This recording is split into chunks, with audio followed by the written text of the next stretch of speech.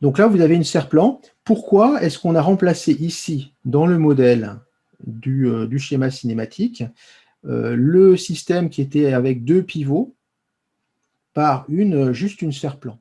Est-ce que vous avez une idée? Et on a fait ça, vous voyez, au point K et au point H. En haut et en bas, là où il y avait ça. À mon avis, ce serait pour simplifier les choses. Ouais, pour simplifier les choses, et c'est même pour aller un peu plus loin. En fait, si vous regardez ça, ici, vous voyez, regardez une pièce, là, imaginez le croisillon qui est attaché là-dessus. Ce croisillon, quand vous le regardez, est-ce que je peux écrire là-dessus? Dans le machin. Comme ça. En mouvement latéral, comme ça. Est-ce que ce croisillon, il peut bouger latéralement?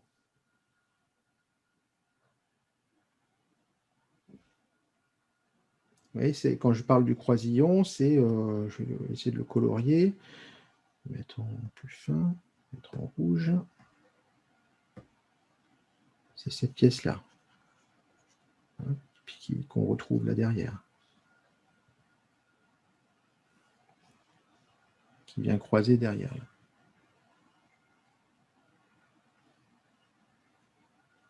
Alors, est-ce que latéralement, vous voyez, dans le sens horizontal, est-ce qu'on peut le bouger, ce croisillon? Et pourquoi?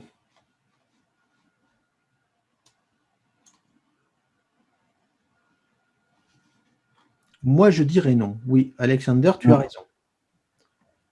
Non, on ne peut pas le bouger. Alors, pourquoi on ne peut pas le bouger? Parce qu'il y en a 2. Parce qu'il y en a 2. Et alors, ce n'est pas suffisant. C'est-à-dire que quand vous regardez le système, donc là, on a la base en bas. Hein, la base, vous l'avez là. Ça, c'est votre base. Ensuite, dessus, ici, quand vous regardez, je vais me mettre là, cette partie-là, elle est liée à la base avec quelle liaison? Un pivot qui est ici, dans l'angle. Donc là, vous avez un pivot. Donc le pivot, il bloque le mouvement horizontal. Hein, le pivot, il peut tourner que comme ça. Vous n'avez pas de possibilité de faire un glissement sur l'axe. Et puis l'autre croisillon, le truc que j'ai fait rose là-haut, il est lié aussi en pivot ici. Pivot. Et si vous remontez du coup comme ça, ça veut dire que le pivot ici plus le pivot là, ça va bloquer le croisillon rose de façon horizontale. C'est cette chaîne de pivots là qui va, puisque on est lié au châssis, on remonte, on a des pivots qui bloquent tous les mouvements horizontaux. Plus là, quand vous regardez ici, là c'est un pivot sur un axe. Donc là à nouveau, sur la partie, je vais mettre en bleu pour qu'on voit quelque chose, sur cette partie-là, on bloque aussi le mouvement horizontal. Parce que là, on a un pivot ici, qui n'est pas un pivot glissant. Vous m'avez suivi? Oui. Donc, si vous partez de là, vous bloquez l'horizontal, vous partez de là, vous bloquez l'horizontal, vous redescendez, là, vous bloquez en horizontal, et là, vous êtes lié à nouveau au châssis. Donc, vous avez fait une boucle, et vous bloquez des deux côtés l'horizontal. Donc, vous bloquez une fois de trop. Donc, au niveau des équations, si vous devez résoudre ça, en fait, si on met ça dans Mecha 3D, par exemple, et ben ça ne va pas marcher. Parce que vous aurez vous allez avoir trop d'inconnus qui vont être générés par rapport au nombre d'équations. Donc, c'est ce qu'on appelle un système hyperstatique. C'est-à-dire qu'on va bloquer certains degrés de liberté plusieurs fois et ce n'est pas soluble. Ce n'est pas solvable. Donc, on va, en passant avec un système comme ça, qui est plus minimaliste, on a exactement le même comportement au niveau du mouvement. Par contre, là, un sphère-plan, on ne bloque pas le mouvement horizontal. le mouvement que j'ai fait là dans le rond avec le point, dans ce sens-là, bah, il est libre. Mais par contre, ça ne va pas bouger parce que, en fait, ce mouvement horizontal, il est bloqué parce qu'on est ici, là, là. D'accord? Et donc là, on est passé d'un système qui était hyperstatique à un système qui est isostatique.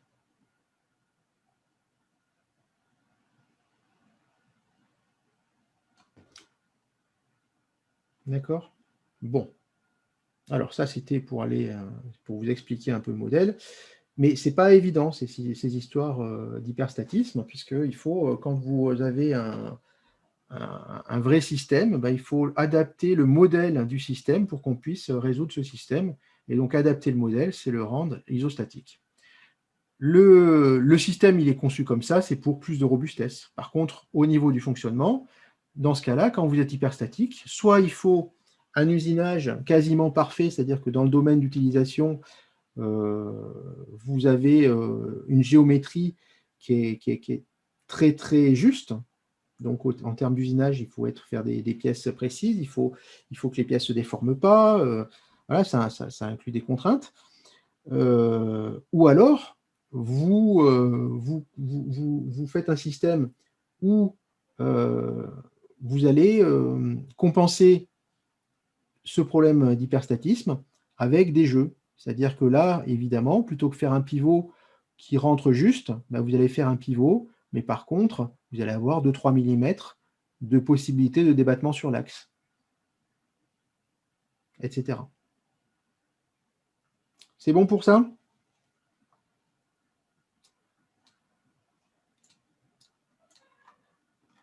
Alors, hop, on attaque les questions. Top, top, top, top, top. Donc, le schéma cinématique, il est là. Le graphe des liaisons équivalent, je vous l'ai fait là. Donc, il y avait une boucle là pour le moteur, qui poussait sur la bielle. 3 et 4, c'est les croisillons qui sont liés en pivot CZ. Et puis là, donc, 5 appuis-plans pivot et le châssis qui est là et qui relie tout le reste. Essayez de faire, quand vous faites des schémas cinématiques, de ne pas trop les croiser. Si c'est possible. Des fois, ce n'est pas possible. Mais si c'est possible, essayez de mettre, de ne pas avoir des croisillons dans tous les sens pour que ce soit simplement plus lisible. Ce ne sera pas faux, mais ce sera plus lisible. Alors, on attaque. Donc, la première question, donc, il fallait repérer simplement la fréquence du moteur. Deuxième question, la fréquence de la vis, donc il fallait diviser par 25, puisqu'on avait un rapport de réduction R qui était égal à 1 sur 25. Donc, on arrive à 52,8 tours minute. La question 3. Alors, j'ai mis plutôt cette formule parce que je me suis aperçu que le NV en tours par minute, souvent, ça vous chiffonnait parce que vous aviez une vitesse qui arrivait par minute. Donc, voilà. Essayez de passer plutôt par la fréquence de rotation en tours seconde, la petite, le NV. Comme ça, vous pouvez directement le multiplier par le pas et vous obtenez une vitesse par seconde. 2B1. Alors, VB8 sur 7 égale 7 mm seconde. Donc, on avait 3,5 cm à l'échelle. Et on vous disait que VB8 sur 7, c'était 8 sur 6. Donc, en introduisant le point 3, ça faisait 8 sur 3 et 3 sur 6, en appliquant la composition des vitesses en B. Or, 8 sur 3 égale vecteur nul. Pourquoi? Car rotation en B entre 8 et 3. Donc, c'est ce genre de justification qu'il ne faut pas omettre. D'accord? N'allez pas trop vite là-dessus. Après, vous pouvez mettre un trait en dessous et dire, voilà, ça c'est égal à vecteur nul, car... Mais il faut quand même justifier les choses. Évitez les justifications du genre, car les deux points appartiennent au même sous-ensemble. Ce n'est pas forcément correct. Il faut se méfier de ça.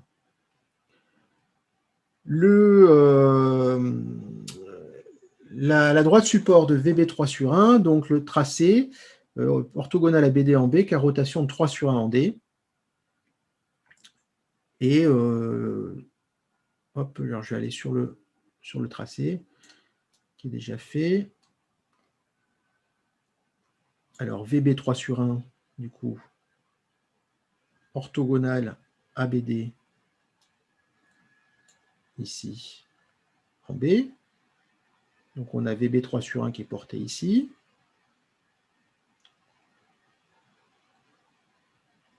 On aura ici le sous-ensemble 3 qui est en rotation en D, d'où le champ de vitesse triangulaire de 3 sur 1, rotation en D, que j'ai tracé là.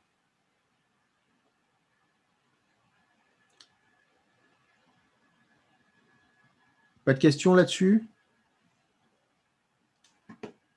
Ah, alors je ne sais pas qui est Razorberg.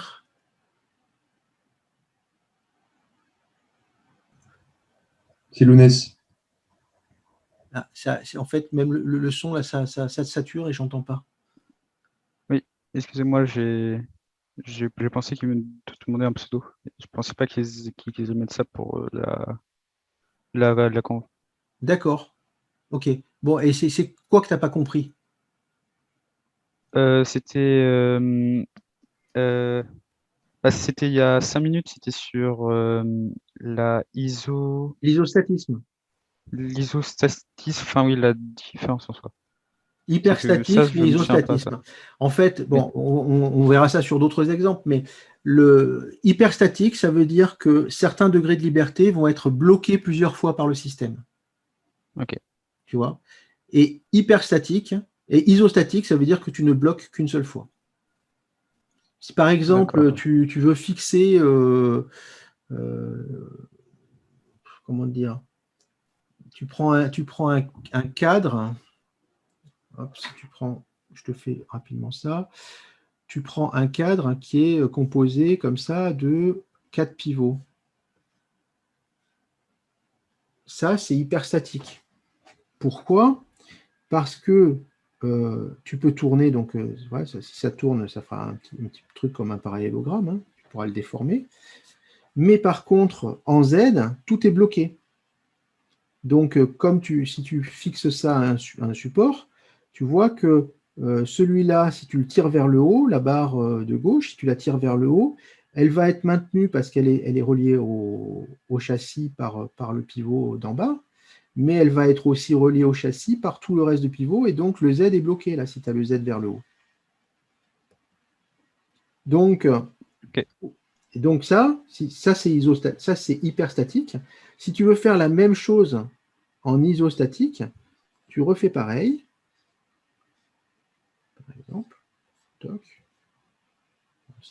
Alors sur ce, ouais, bon. Donc on parle d'un ensemble isostatique? Alors, oui, c'est un ensemble isostatique. Okay. Donc il faudrait remplacer là, pour le faire en isostatique, je retire un pivot, et là, je vais mettre, hop, je remets mon crayon. Ben là, plutôt que faire un pivot, je vais faire ça, c'est-à-dire un sphère-cylindre. Et le sphère-cylindre, tu vois, ça peut permettre des déformations un petit peu dans tous les sens, et ça guide simplement. Mais en tout cas, chaque degré de liberté n'est bloqué qu'une fois. En termes de fonctionnement, ça bougera pareil. Par contre, en termes de calcul, le deuxième, on pourra le calculer avec des équations. Le premier, tu ne pourras pas. Ok. C'est tout. Alors, je reviens à l'exercice. Hop.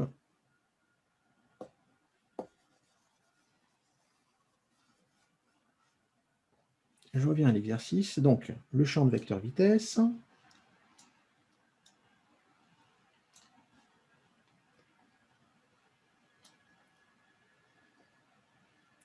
Donc, mouvement de rotation de centre A, la 2B4. VB 3 sur 1, donc 3 sur 6 plus 6 sur 1, c'est la relation des compositions de vitesse en B. On a introduit le point 6.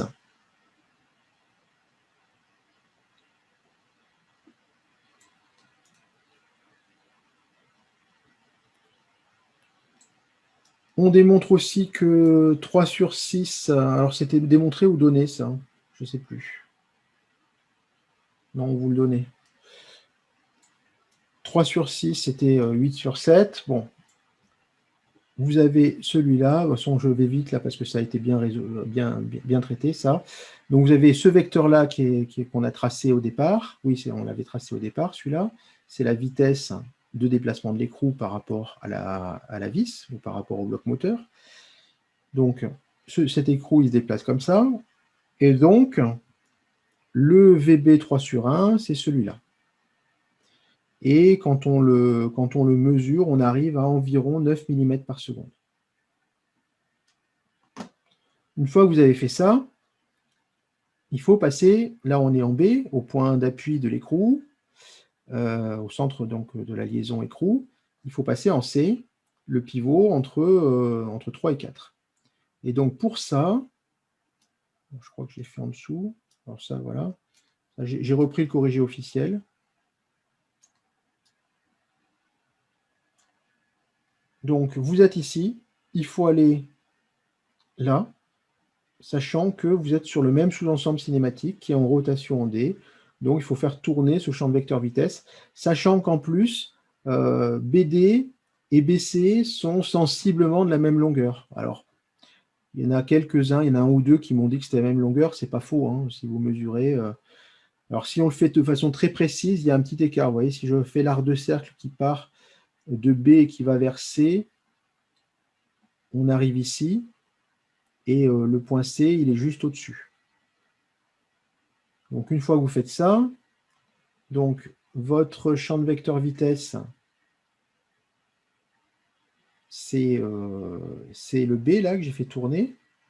C'est ce point-là, pardon, le B'. Hop là, non, c'est ce que je voulais faire. CTRL Z. Donc le champ de vecteur vitesse, là j'ai pris le point B, je l'ai fait tourner, je suis arrivé en B'. Donc c'est celui qui est juste avant C. Et donc je le reporte ici, je trace mon nouveau champ de vecteur vitesse, là, pour pas que ça se mélange, j'ai mis en bleu, là. Tac, tac, tac. Et donc, en C, vous voyez, vous êtes à peine plus grand. Mais bon, ça, voilà, si vous dites que c'est pareil, ça, vous ne faites pas de grosses erreurs. Hein.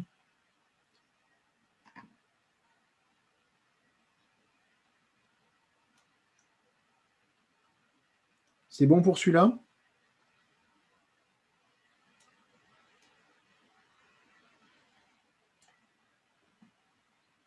Oui.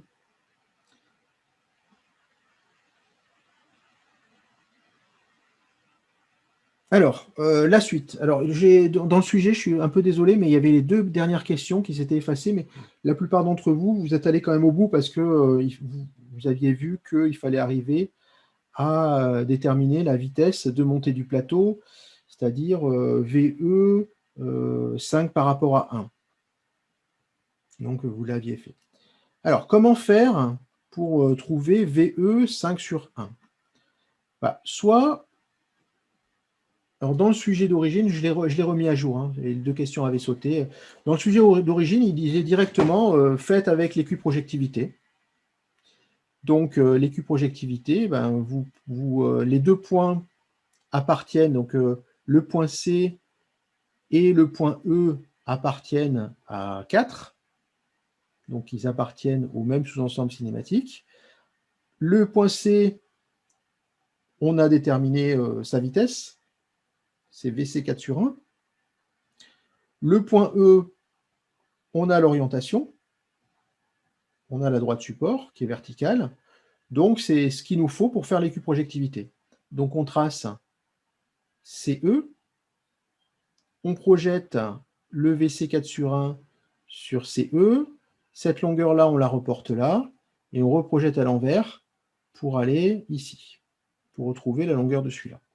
Si vous faites ça, le VE 5 sur 1, vous allez trouver quelque chose qui est proche de cette valeur-là, là, 18, 18,5, enfin bon, ça c'est en fonction de votre tracé. Généralement, cet exercice-là, on arrive à peu près à à ces valeurs. Vous avez entre 18 et 19. C'est ce que vous aviez trouvé à peu près? Ceux qui sont allés jusqu'au bout? Oui. Alors, ce qui faisait qu'à la fin, le cahier des charges était respecté, même largement respecté, j'ai mis avec une très grande marge, hein, évidemment. Alors, qu'est-ce qui fait qu'on avait Alors, autre chose. Si on n'avait pas utilisé l'équiprojectivité, quelle autre méthode j'aurais pu utiliser?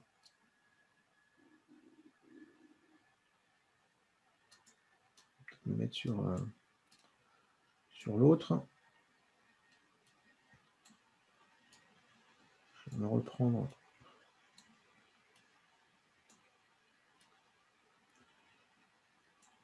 Hop, je me remets ici.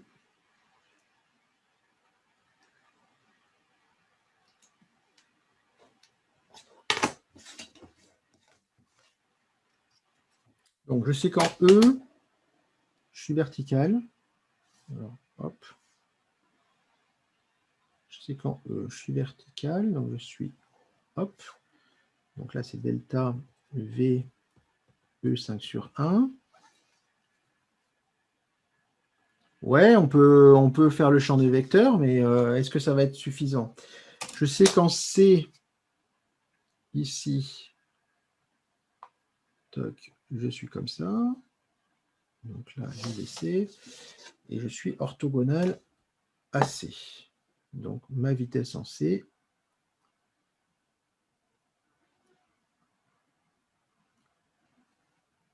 Elle est là.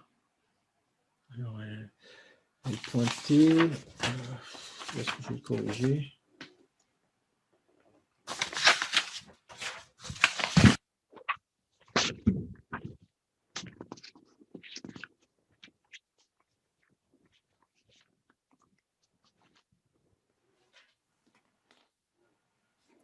Alors, qu'est-ce qu'on cherche? Une autre méthode pour déterminer VE 5 sur 1, sans utiliser l'équiprojectivité.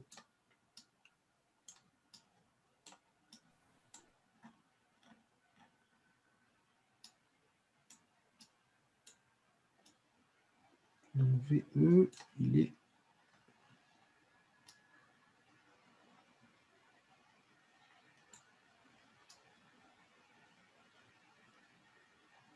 VC 4 sur 1, j'arrive à peu près dans le châssis en dessous.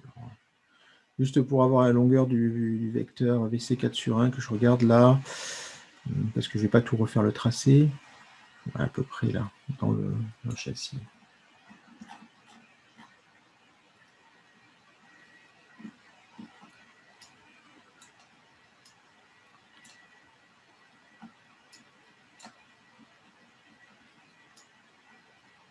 Alors, hop.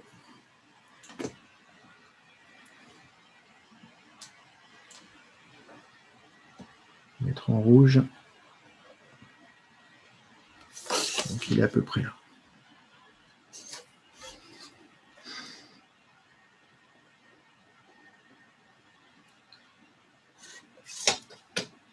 Alors, est-ce qu'on a des idées? Là, j'ai VC 4 sur 1.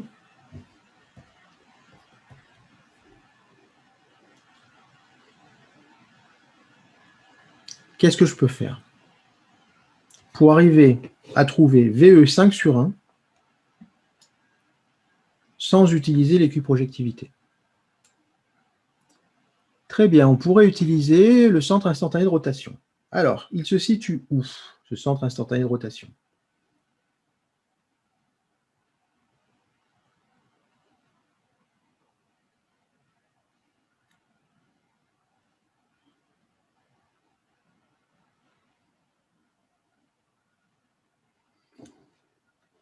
Donc, je cherche le C. Oula, pourquoi il me réduit ça? Je cherche le CIR au croisement des perpendiculaires au vecteur vitesse. Absolument, absolument. 2 fois absolument. Donc, CIR de 4 par rapport à 1. Alors, CIR, il est perpendiculaire à VC4 sur 1. Donc, il est sur cette droite-là.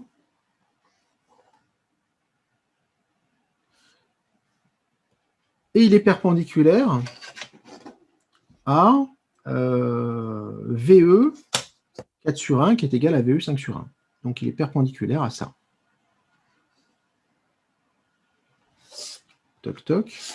Donc, le CIR, il est ici. Une fois que vous savez que le CIR est là, qu'est-ce qu'on peut faire? Ben, on sait qu'à cet instant-là, on a une rotation qui est un champ de vitesse de rotation qui est comme ça. Toc, qui est là.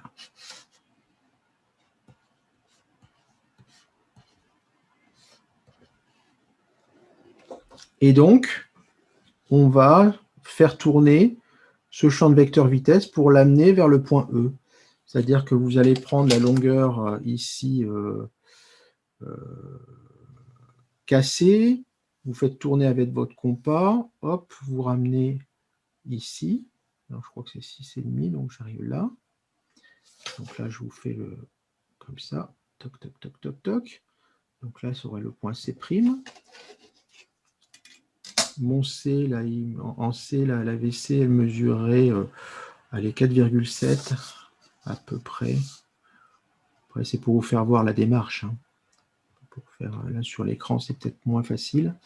Donc, j'obtiens ça, c'est-à-dire que j'ai fait... hop, je vais mettre en bleu pour que ça se voit. J'ai fait ça égale ça. Et puis ensuite, hop, votre champ de vecteur vitesse. Il faut que je le baisse un peu. Il apparaît là. Tac, tac.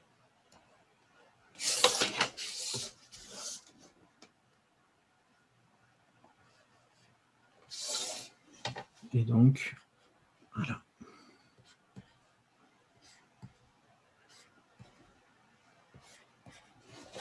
Donc, je fais tourner mon champ de vecteur vitesse pour que le point E soit bien placé. Que le vecteur soit bien placé. Donc, et donc là, j'ai VE, maintenant 5 sur 1.